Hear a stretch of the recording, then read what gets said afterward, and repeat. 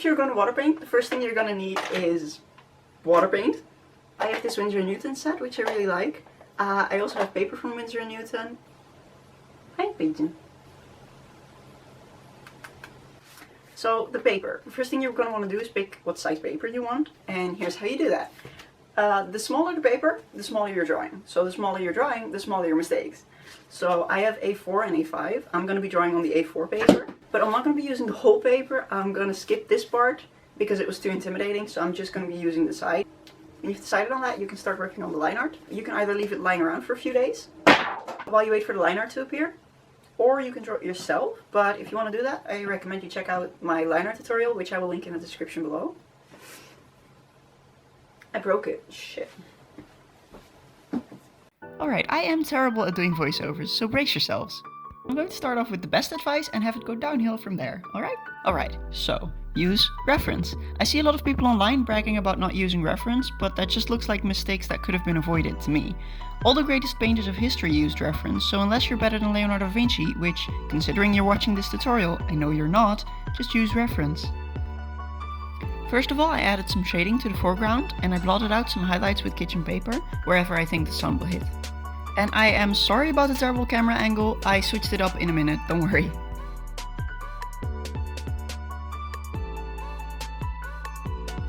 Now, when you make a mistake like I did here by making the core of the dahlia too dark, you can just wet the paper and blot it out again with some kitchen paper. That's the beauty of water painting, and God knows I paint all my paintings at least twice. So I made these flower stems darker towards the base, and I kind of didn't have a reason for that. It just felt right to me, which is honestly how I do most of my painting. I don't necessarily have a good reasoning behind it.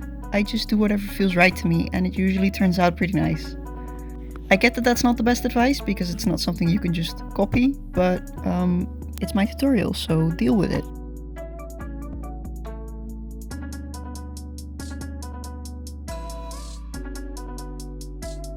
A way to make your painting look really consistent is by mixing every color with one specific color.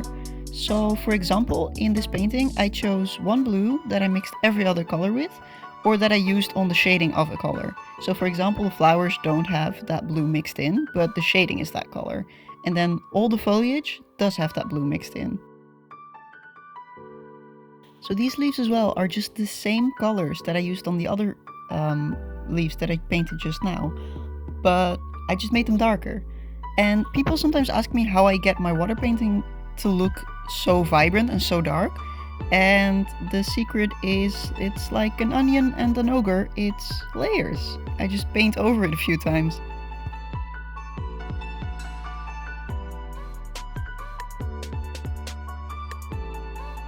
This is my favorite shot, let's enjoy it in silence.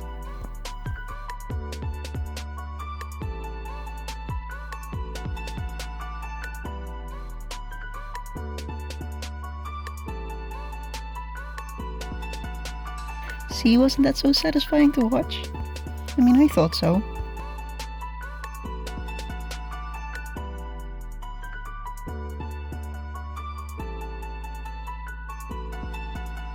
I made this bottom layer of foliage really dark because I kind of wanted it to serve as a background to the pretty dahlias and the dragonfly, and I also really wanted it to contrast nicely with the bright sky.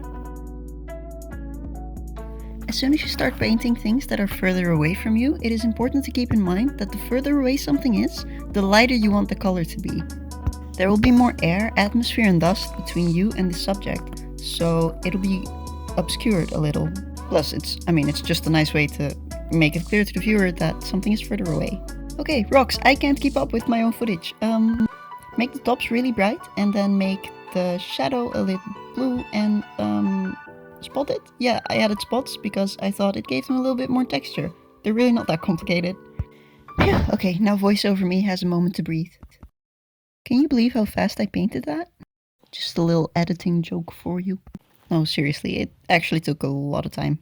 Like, I was supposed to be working on school for a lot of this, and instead I did this. I hope you appreciate that. No, your eyes don't trick you. This is actually a different painting, but well spotted. Very perceptive of you. I wanted to make a practice run because I'd never worked with masking fluid before, and I was terrified of ruining my main painting.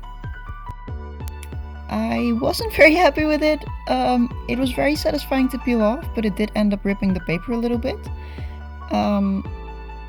Now, I figured that might have been because I didn't let it dry for long enough, or because I applied too thick of a layer.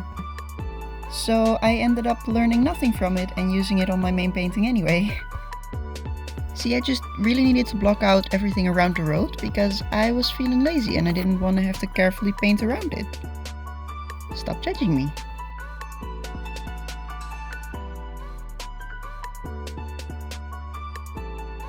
Now, the dirt road was really basic to do because you just add dirt colors.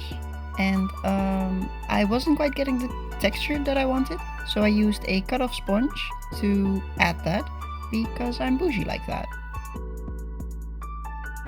Okay, then came the part where I peeled off the masking fluid, and boy did I feel tricked because it ripped the paper a little bit again, and it also pulled away some of the paint, which the package said it wouldn't, so I've been lied to.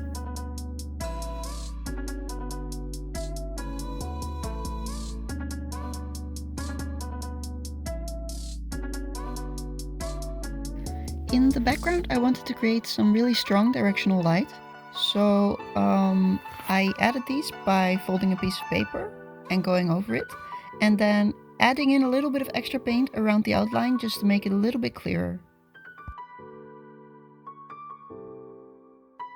And because I didn't want a ghost horse, I gave him some shadow, with that same direction of light in mind. Then I gave the horse and rider the same treatment that I gave the foreground, where I added some shadow in already and some highlights. And I also tried to add a little bit of muscle definition in the horse.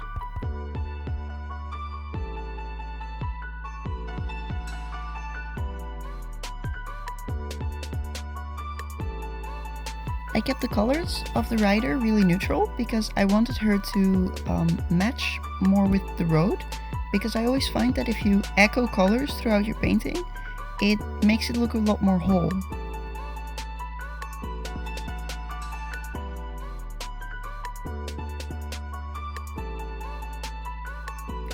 I also added some very subtle pink around the nose, eyes and ears of the horse. Then I repeated that pink in the sword and hair of the lady, because again, echoes make it look more whole and I want them to match together because they belong together. I blended some of the shadows by having a damp brush and just going over the edge of the shadows, because if you have an indirect light source like in this painting, you don't get any sharp shadows. Then I added some mud to the horse because it helps you tie them into the environment more, it makes them feel more grounded. And also, if any of you have ever been around a white horse, you know they have a tendency to become disgusting. So I feel like I get points for realism there.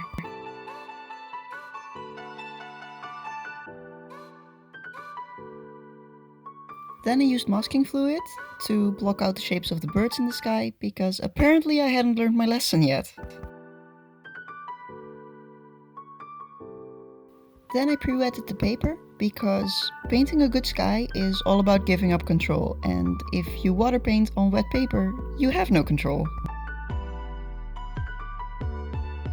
Then I just started layering clouds on top of that, getting darker and darker every time.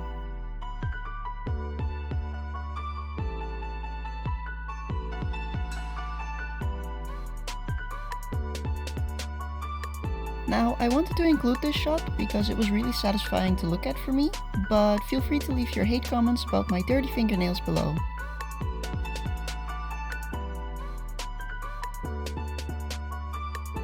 Long story short, I am not a fan of masking fluid.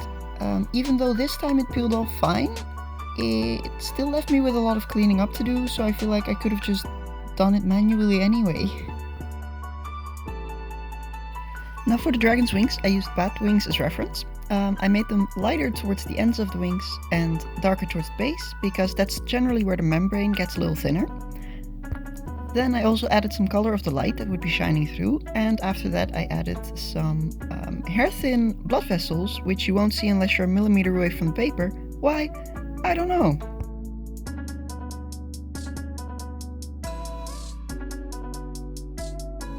Lastly, I darkened out the body of the dragon a little bit, because obviously that won't have as much light shining through it as the membrane of the wings.